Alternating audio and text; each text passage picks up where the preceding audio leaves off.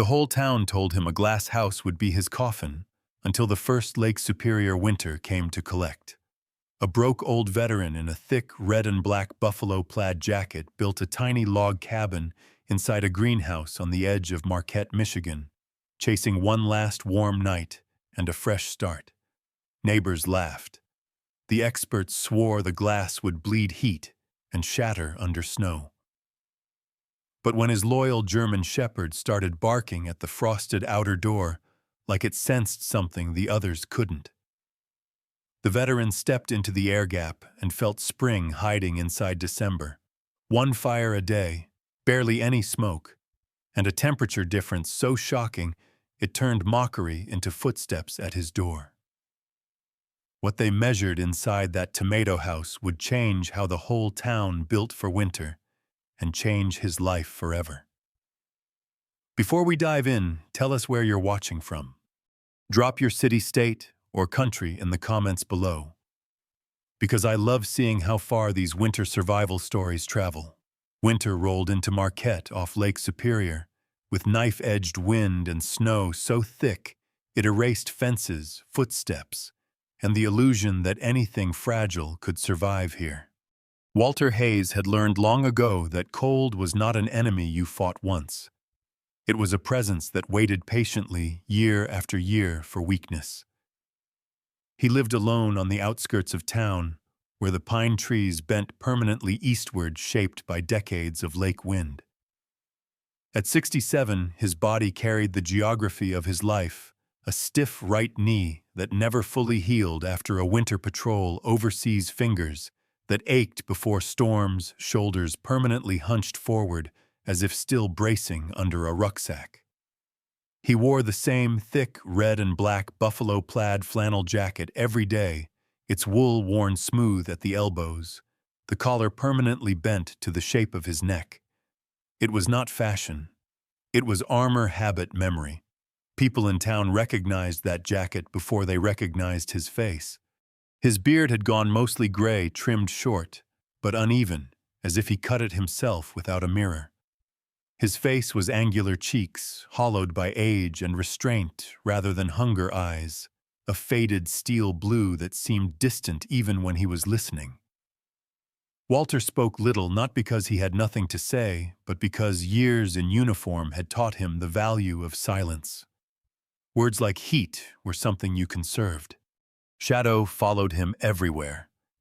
The German shepherd was old too, maybe 10 or 11, with a dark sable coat faded along the spine and pale gray creeping into the fur around his muzzle. One ear stood straight, while the other leaned slightly, the result of an old injury no vet record could explain. His eyes were amber and watchful, tracking movement, even when his body lay still. Shadow walked with a measured gait, hips stiff on cold mornings, but when he stopped, he positioned himself instinctively between Walter and whatever lay ahead. It wasn't training anymore. It was instinct sharpened by loyalty. Most mornings, Walter walked the perimeter of his land, before dawn snow crunching under his boots, Shadow's breath fogging the air beside him. The town of Marquette sat quiet in the distance, smoke rising from chimneys in thin, desperate lines.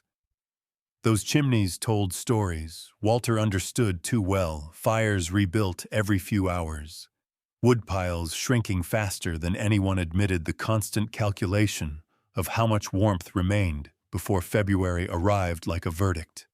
Walter had built a cabin once before, years earlier, after he returned from service with a modest pension and a body that refused factory work. He built it the way everyone else did, tight logs, chinked seams, a fireplace that roared but never lasted through the night. That first winter had taught him humility.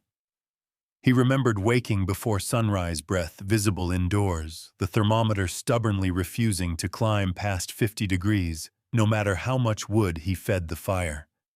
He remembered the math of it, the exhausting arithmetic of survival, where every hour of warmth cost muscle time and tomorrow's fuel. That was the winter Shadow nearly froze his paws sleeping by the door. So when Walter began assembling the wooden frame of a greenhouse around a much smaller log cabin footprint, the laughter came quickly and without mercy. It started with curious glances, then whispers, then jokes delivered loud enough to ensure he heard them. Tom Miller, a broad-shouldered dock worker with a red face, permanently cracked by wind and beer, stopped one afternoon and shook his head openly. Tom was in his 40s, thick-necked, loud, and comfortable, in the authority that came from having lived his entire life in one place. "Glass bleeds heat," he announced to no one in particular. "You're building yourself a freezer with windows." Others joined in. A retired carpenter named Frank Dalton, lean and sharp-eyed, warned that snow load would crush the frame. A woman from town, Sarah Collins, brought over a loaf of bread and concern disguised as politeness. Sarah was tall and spare, her blonde hair always pulled back tight, cheeks reddened permanently by cold. She spoke gently, but her eyes searched the glass panels with unease. She worried aloud about fire, about reflections, confusing birds, about what people would say when it failed. Walter listened, nodded, thanked her, and kept working. Inside, something in him remained unmoved. He had not come to this idea out of stubbornness or pride. It came from memory and observation, the two tools he trusted more than opinion. During his service years earlier, stationed briefly in a cold, mountainous region, he had seen storage sheds built with double walls, air trapped deliberately between layers. He had watched frost cling to outer surfaces while the interior stayed tolerable without constant heat. He had paid attention when others complained. War had taught him that comfort was rarely accidental. The greenhouse frame went up slowly. Walter worked alone, steady and methodical, measuring twice, cutting once, never rushing. Shadow lay nearby, head up, watching the tree line and the road. The inner cabin took shape first, a modest log structure, barely large enough for a bed, a table, and a chair. Walter built the floor from stone he hauled himself, selecting each piece for weight and density, hands numb by the time he finished. He said nothing about it, but the stone mattered to him more than the walls. Stone remembered heat. Stone released it slowly. Stone, unlike men, did not forget its purpose. By the time the first snow arrived, the glass envelope stood complete.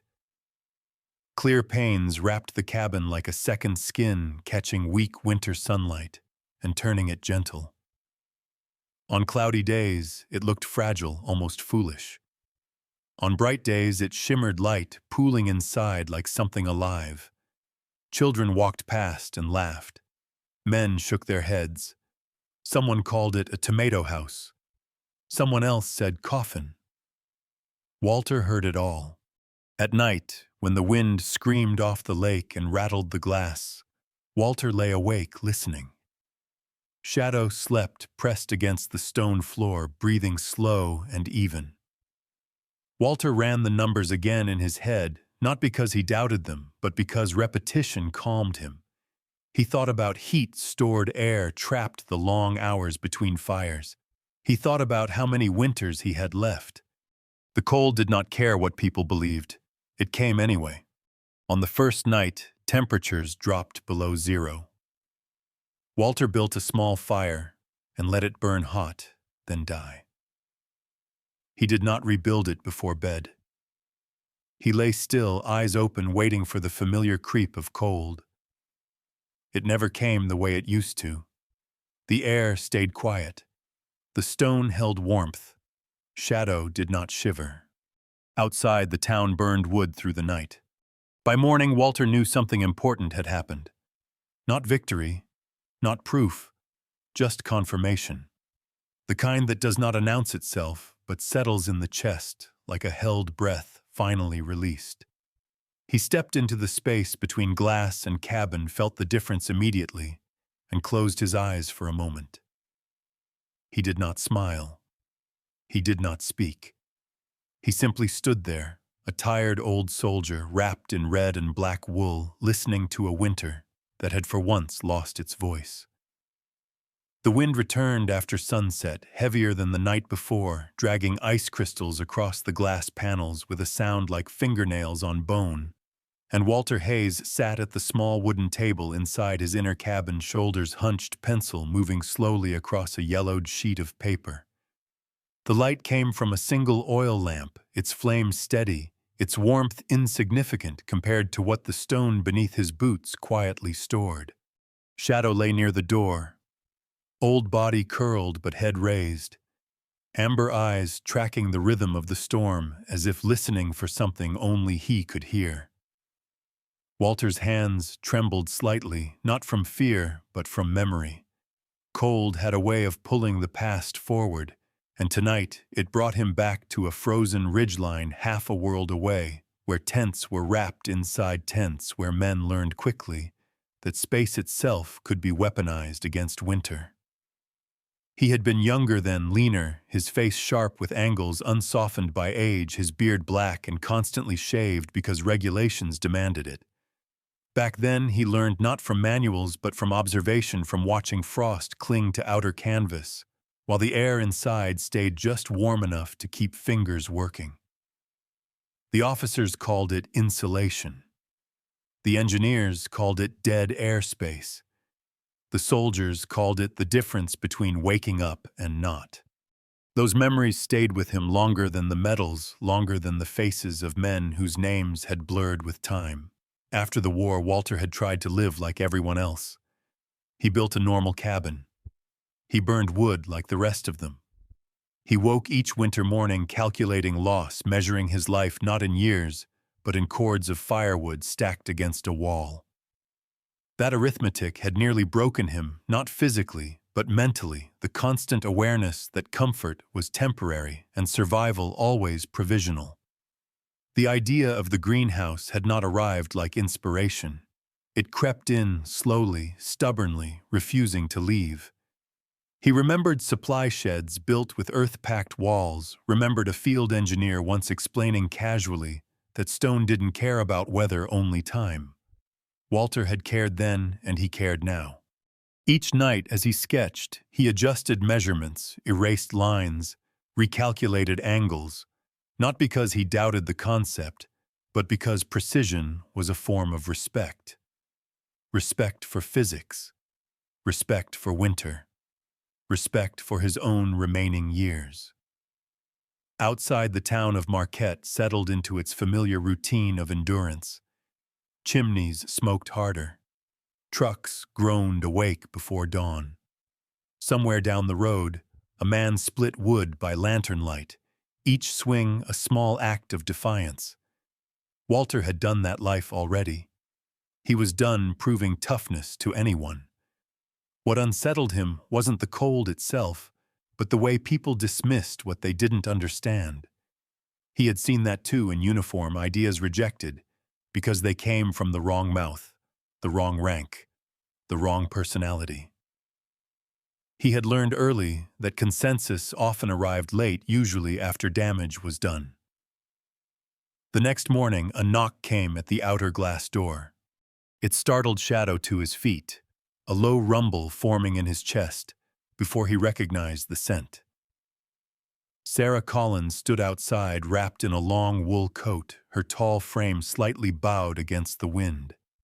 She was in her early 50s, narrow-shouldered, with pale skin permanently weathered by years near the lake, and light blonde hair streaked with gray, pulled into a tight braid that fell down her back.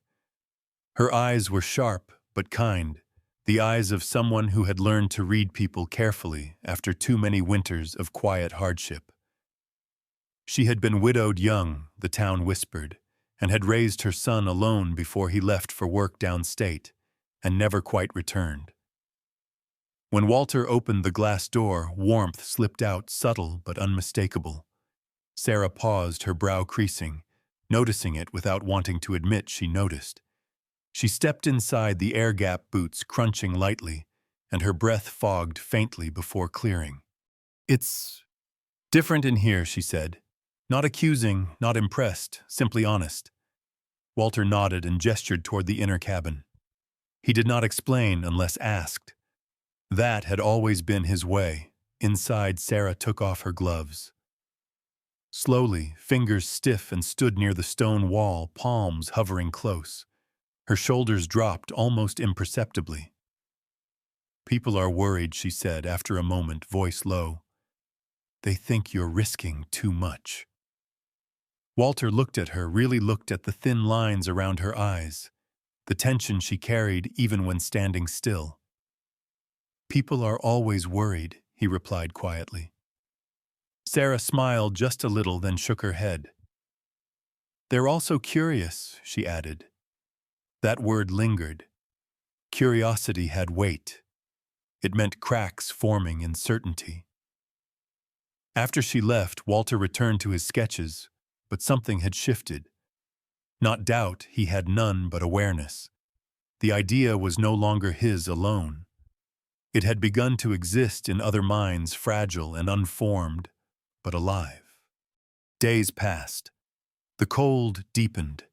One evening, Tom Miller trudged up the path, his broad frame wrapped in a thick canvas coat, beard rimmed with ice, confidence dulled by exhaustion. Tom was a man shaped by repetition, by years of hard labor that rewarded strength and punished deviation.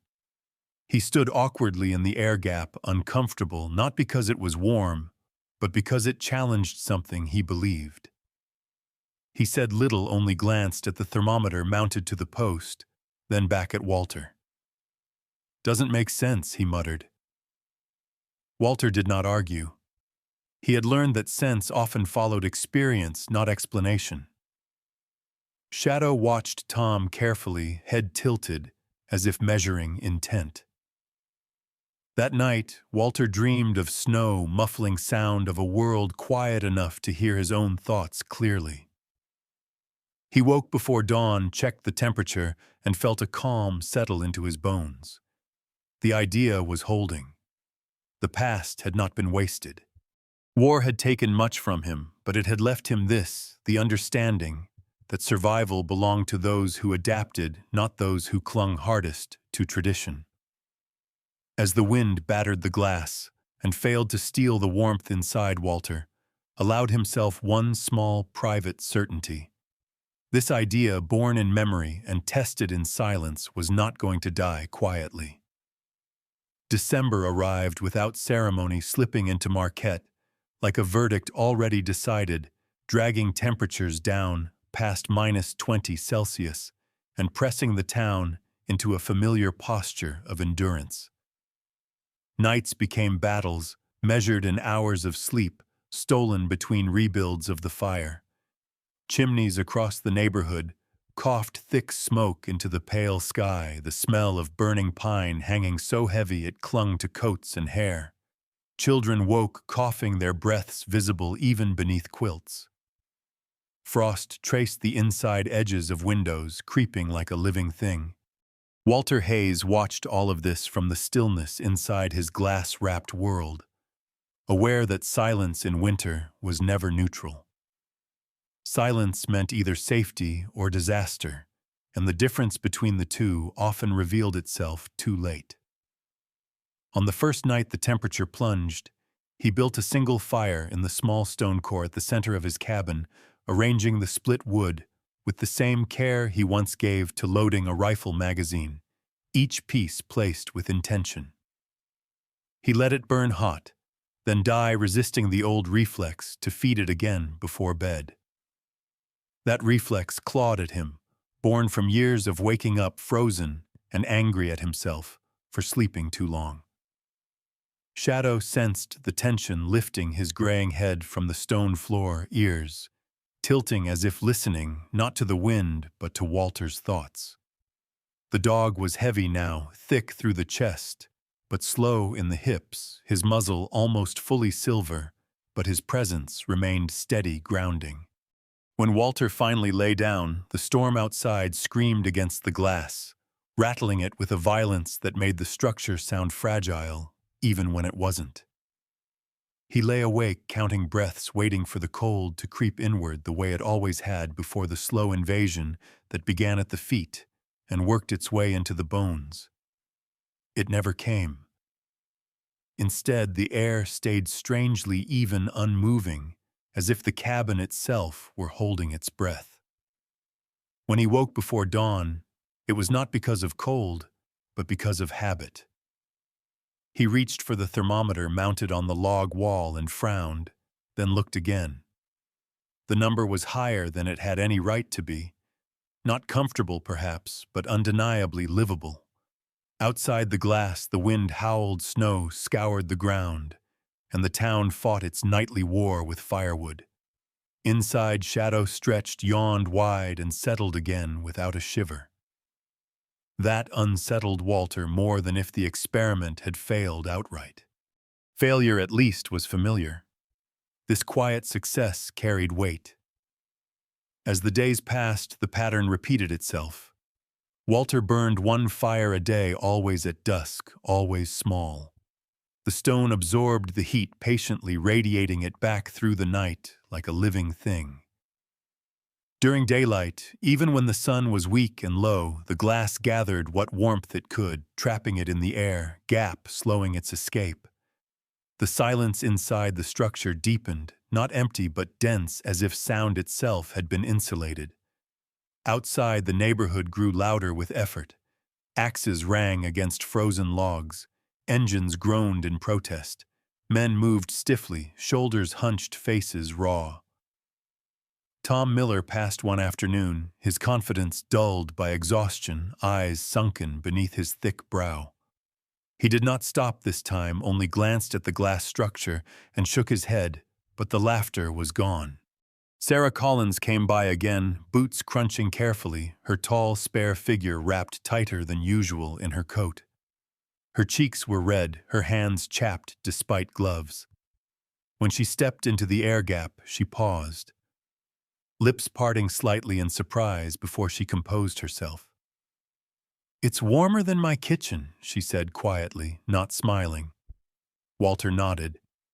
He did not invite praise, and she did not offer it. Instead, she stood near the stone wall, palms open, absorbing warmth like someone relearning trust. In town, the first real cold wave took its toll. A child down the road was taken to the hospital with pneumonia. An older man slipped chopping wood and cracked a rib, the injury dangerous not for the break itself, but for the shallow breathing that followed. Walter heard these stories secondhand, delivered with lowered voices, and they sat heavily in him. He did not feel triumph. He felt unease. Comfort, he knew, carried responsibility. One evening, a new face appeared at the edge of his property, hesitant, uncertain. His name was Eli Porter, a younger man in his early 30s, narrow-faced with a thin beard that looked more like neglect than style, his frame slight from years of indoor work at the university. Eli taught physics, someone said, though he looked uncomfortable in the cold, his hands stuffed deep into his pockets, shoulders drawn in as if trying to disappear. He had heard about the greenhouse cabin and came out of curiosity more than belief. When Walter let him step inside the air gap, Eli's eyes widened, not with wonder, but with calculation. He asked questions about airflow, about temperature gradients, about stone mass, and Walter answered sparingly, not because he distrusted the man, but because experience had taught him that understanding arrived differently for everyone. Eli stayed longer than expected, running his fingers along the stone, staring at the condensation patterns on the glass, murmuring numbers under his breath. He left with a look Walter recognized from his younger days, the look of someone whose assumptions had been quietly rearranged. As December deepened, the cold sharpened into something personal. Nights dipped lower. The lake froze in sections. The town's woodpiles shrank visibly. Walter's routine did not change. That steadiness frightened him more than chaos would have. He found himself waking at night not from cold, but from the fear that the silence meant something had gone wrong without his noticing. He checked the glass for cracks, the frame for strain, the stone for cooling. Each time the system held. Shadow followed him patiently, nails clicking softly on stone, offering reassurance by proximity alone. On the coldest night yet, when the wind dropped entirely and the temperature plummeted into a brutal stillness, Walter sat alone in the air gap, listening to nothing. No wind, no cracking wood, no movement. He thought of the men he had served with, of nights when silence meant danger, when quiet preceded disaster. His chest tightened, and for a moment the past threatened to overwhelm the present. Then he felt the warmth at his back, steady and real, and he forced himself to breathe. This silence was different. This silence meant shelter. By morning, frost coated the exterior glass, but the inside surface remained clear. Walter traced a finger along it, marveling not at the physics, but at the fact that something he built with his own tired hands had changed the rules he had lived by for decades. Outside, the town stumbled through another frozen dawn. Inside, Walter and Shadow moved slowly, calmly, as if winter had finally learned to speak softly. The morning Tom Miller finally stopped laughing, arrived under a sky so pale it seemed drained of color, the kind of winter light that made everything honest, whether it wanted to be or not. He stood at the edge of Walter Hayes's property long before he knocked, shoulders squared out of habit, rather than confidence, breath rising in short bursts, as he stared at the glass structure like a man trying to reconcile rumor with geometry. Tom was built for hard work, broad chest, thick forearms knotted with old muscle hands permanently scarred from rope burns and frozen steel. But the cold had been winning this winter, carving lines into his face that hadn't been there before. His beard was uneven, grown out of neglect rather than style, and his eyes carried the dull irritation of a man who had spent too many nights waking to feed a fire that never seemed to give enough back. When Walter opened the outer glass door, Tom hesitated the way people do when stepping into something they don't trust. The change hit him immediately. No wind, no bite, just a muted stillness and a warmth so subtle it took a second to register. Tom's mouth opened, then closed again. He took another step inside, boots crunching lightly, and looked around as if expecting a trick. "This ain't right," he muttered, though his voice lacked its usual conviction. Walter stepped aside without comment and let him enter the inner cabin. The warmth rolled out in a quiet wave, not dramatic, not theatrical, but undeniable.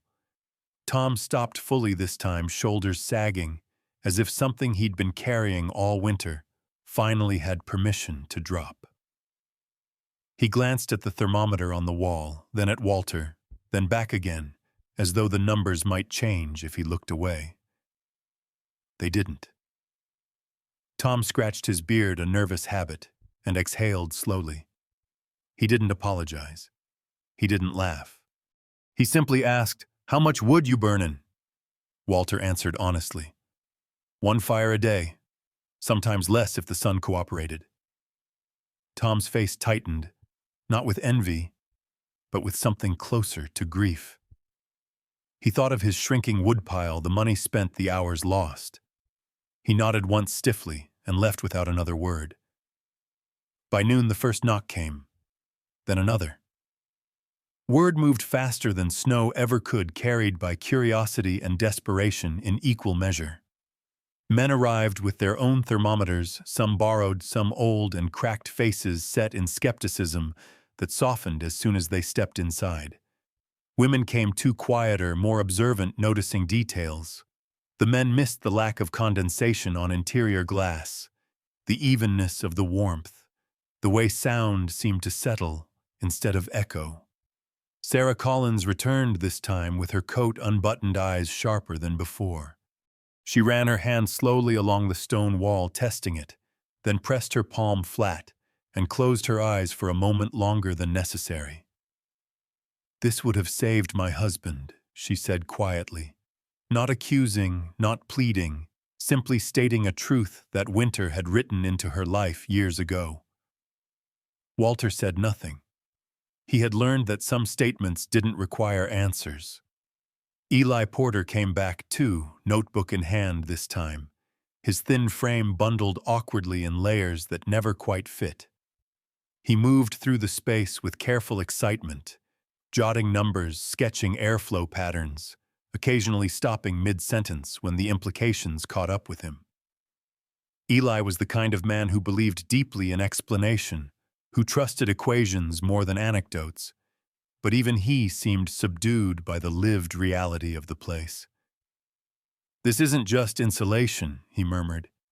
"It's buffering. You've built a conversation between inside and outside instead of a fight." Walter liked that phrasing. It felt accurate. The visits continued. Some came out of genuine interest, others out of fear they had been wrong for too long. A few arrived still armed with skepticism, testing the glass with their knuckles peering at joints and braces, waiting for weakness to reveal itself. They didn't find it. The structure held not because it was indestructible, but because it respected the forces acting upon it. Snow slid off the angled glass. Wind passed around instead of through. Heat moved slowly, deliberately, like a thought fully considered before being spoken. Walter answered questions when asked, but he never lectured. He showed instead. He pointed to the air gap, to the stone floor, to the orientation toward the low southern sun. He spoke of memory of winter being predictable if you paid attention. People listened now. That unsettled him more than mockery ever had. Attention carried expectations. One afternoon, a man named Harold Finch arrived, a retired school principal, with a stooped posture and careful manners, his hair white and neatly combed despite the wind. Harold had lost his wife the previous winter, after a long illness worsened by the cold. He stood quietly near the doorway, hands clasped, eyes damp, not from temperature, but from thought. "If I'd known," he said softly, "I would have tried anything." Walter met his gaze and nodded once, a shared understanding passing between them. Not everything could be fixed retroactively, but something could be learned.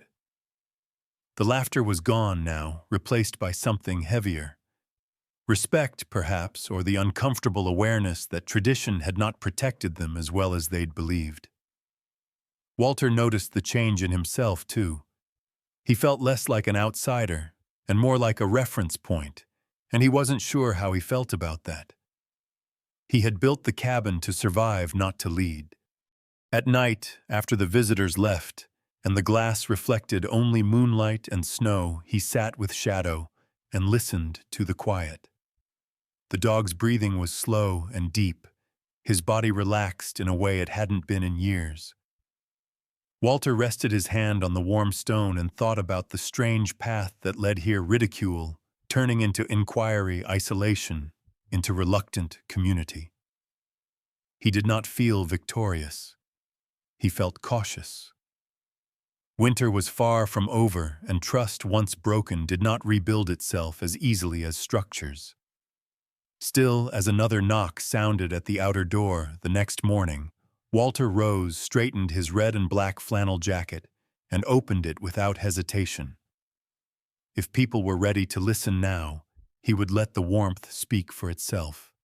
Years passed in the quiet way they always did in Marquette, marked less by calendars than by the rhythm of freeze and thaw, by how early the lake locked up, and how late it finally let go.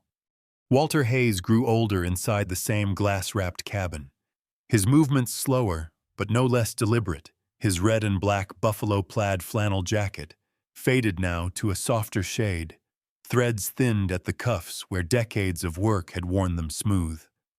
The greenhouse had lost a few panes over the years, hail-falling branches, the occasional reckless winter, but each one had been replaced carefully, the frame reinforced where experience suggested it should be. Shadow aged alongside him, the German shepherd's once proud gait reduced to a measured shuffle, hips, stiff muzzle fully white now, eyes still sharp, but softened by time. He slept more, dreamed longer, and chose warm spots with the wisdom of a creature who had earned rest. Winter no longer stalked the cabin the way it once had. It arrived as it always would, but it arrived muted, its teeth blunted by layers of understanding Walter had built with his hands and tested with patience. The stone still held warmth, faithfully releasing it in long, slow hours. The air gap still trapped the sun's generosity when it appeared even weak and low in January. Walter no longer checked the thermometer obsessively. He trusted the system the way one trusts an old companion, not blindly, but with the confidence that comes from years of proven reliability.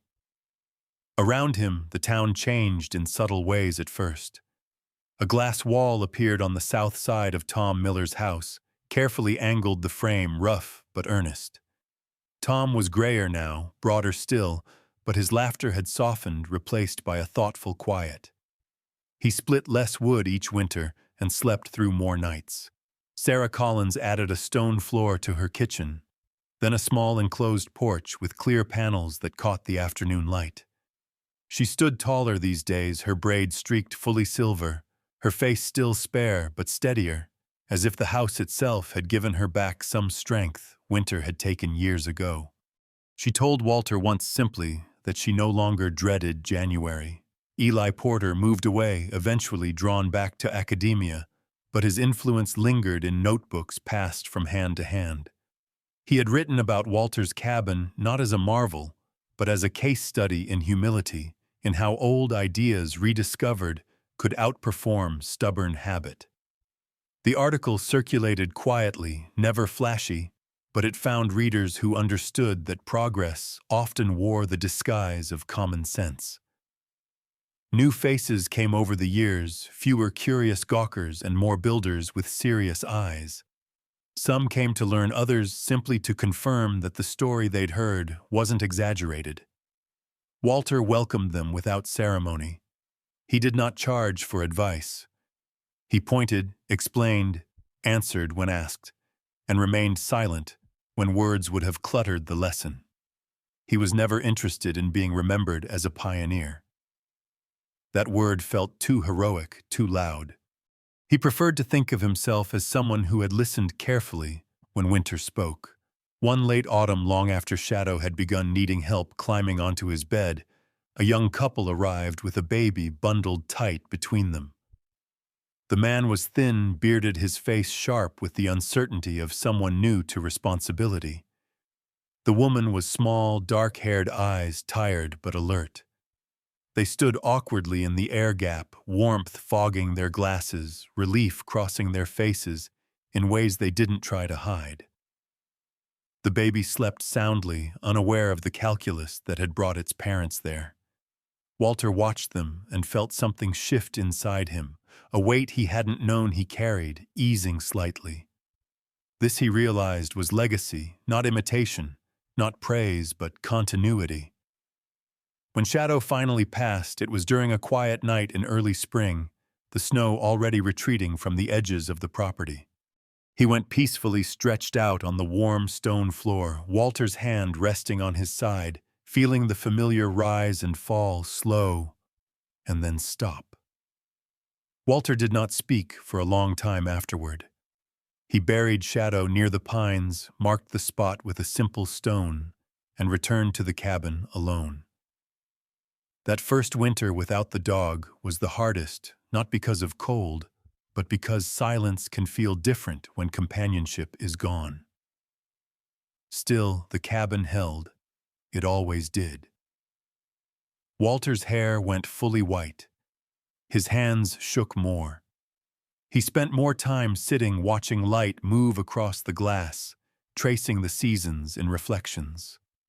When people spoke of him in town, they did so without humor now, without dismissal. They spoke of him the way one speaks of a landmark, something that has always been there once you understand its purpose. Children who had laughed at the tomato house grew up and built their own homes with wide windows and stone floors. They did not always know where the ideas came from, only that they worked. And Walter was content with that. He did not need his name attached to every wall. One evening during a winter that would have once terrified him, Walter sat alone at his table lamp glowing softly and thought about the strange symmetry of it all.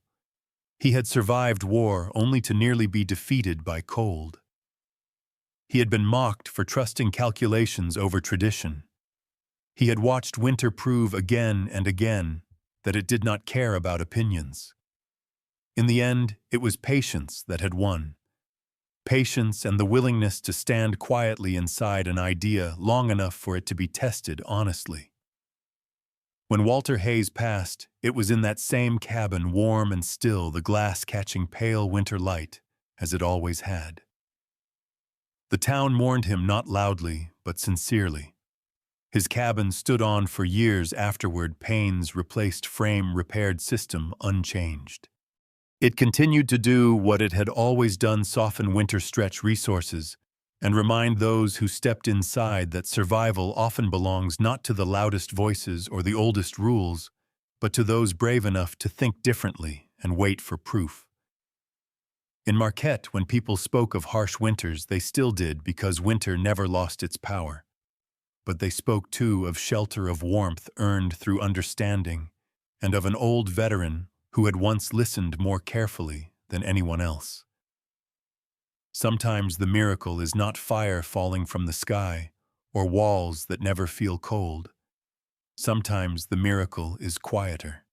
It is wisdom placed gently into a human heart at the exact moment it is needed. A thought that refuses to die. A lesson learned through patience instead of power. Walter's cabin was not magic glass or special stone, it was faith, expressed through understanding. Faith that God placed order into this world. Faith that heat can be stored, that light can be trapped, that care and patience can overcome fear. In the Bible, we are reminded that wisdom is more precious than gold, and understanding is better than silver. What saved Walter was not tradition or strength, but the courage to listen to creation, to experience, and perhaps to God's quiet guidance. In our daily lives, we face winters too, seasons of fear, scarcity, doubt, and loneliness. And just like Walter, we are often mocked for trying something different, for trusting a path others do not see. But sometimes God's answer does not arrive loudly. It arrives slowly. It arrives through endurance, through doing the right thing long enough for truth to reveal itself. If this story touched you, let it be a reminder you are not foolish for trusting wisdom, patience, and faith. You are not alone in your winter. May God bless you and your family with warmth, not only in your home, but in your heart. If this story meant something to you, please share it with someone who may be facing their own cold season. Leave a comment and tell us where you're watching from, or what lesson this story stirred in you. And don't forget to subscribe to the channel so we can continue sharing stories of quiet miracles, resilience, and hope. May God watch over you, guide your steps, and keep you safe today and through every winter yet to come.